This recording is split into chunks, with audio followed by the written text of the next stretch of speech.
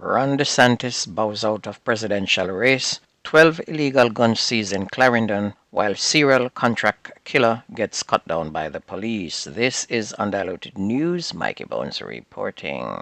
Politics in America is like a sick puppy that you take to the vet and he tries to fix the problem, but then he ends up fixing something else rather than the real issue.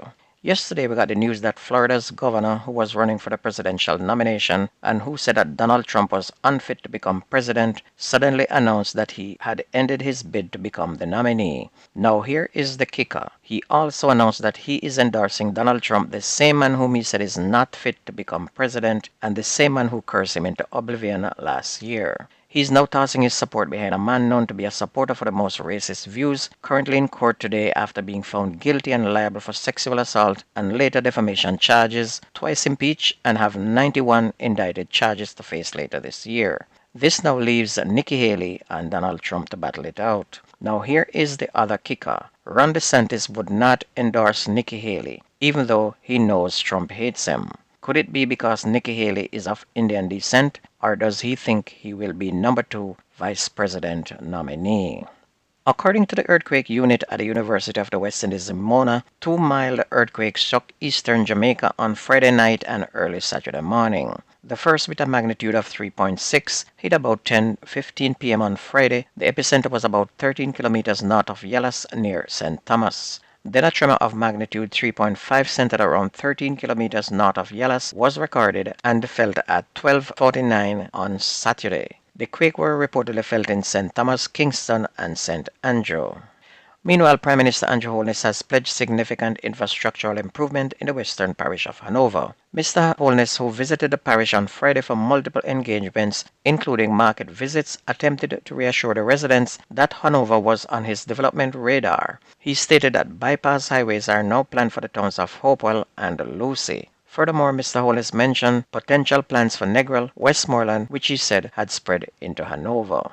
On Thursday evening, one of 2 men slain in a confrontation with police in Greater Portmore St. Catherine was identified, and he has been identified as Christopher Shield, also known as Gang Bang. Shields was a serial contract killer according to Deputy Commissioner of Police Fitz Bailey and was responsible for multiple killings, including the death of Westmoreland's siblings Kenrick and Kenesha Moody last month. He was recognized as the man seen on film burying the remains of the Moody siblings in a shallow grave.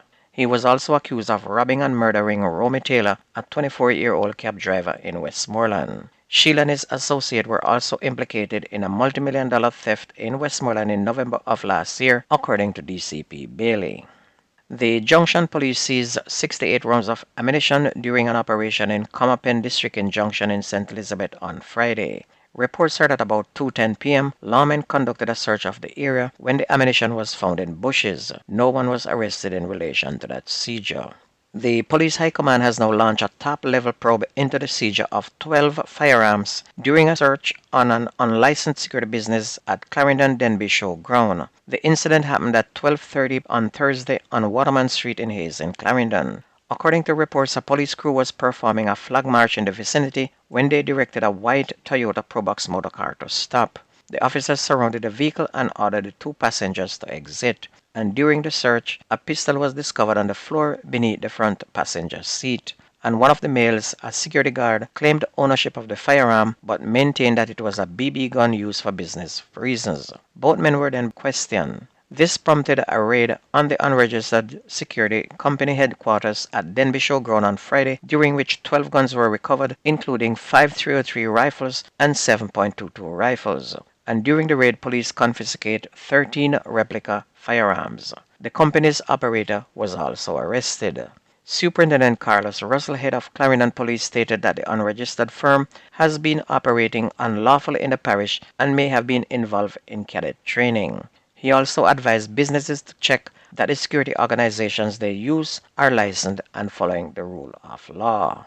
5 individuals, including 3 juveniles and a female, are now in police custody after 3 firearms were found in a car they were traveling in.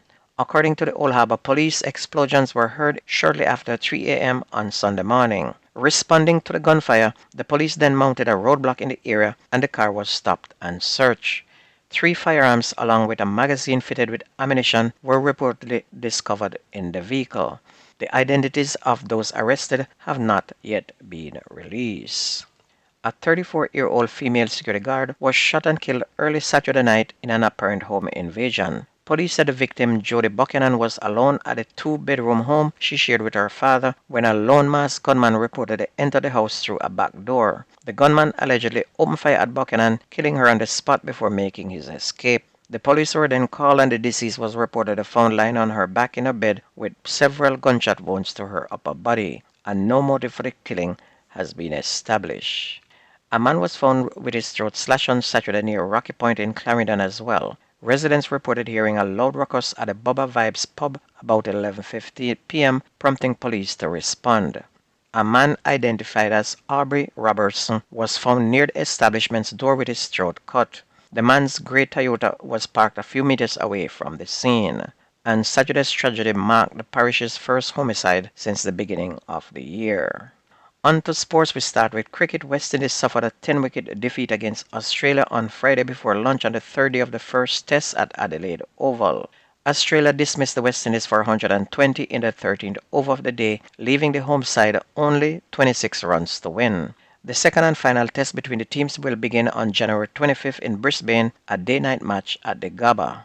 Final scores of the match: West Indies in their first batted make 188 and in their second 120, while Australia made 283 in their first innings and 26 in their second. On to football, Mount Pleasant took over leadership of the Premier League after a 1-0 win over Treasure Beach, pushing them past Cavaliers on 30 points, who will play tonight and possible with a win will move back into first place to 33 points.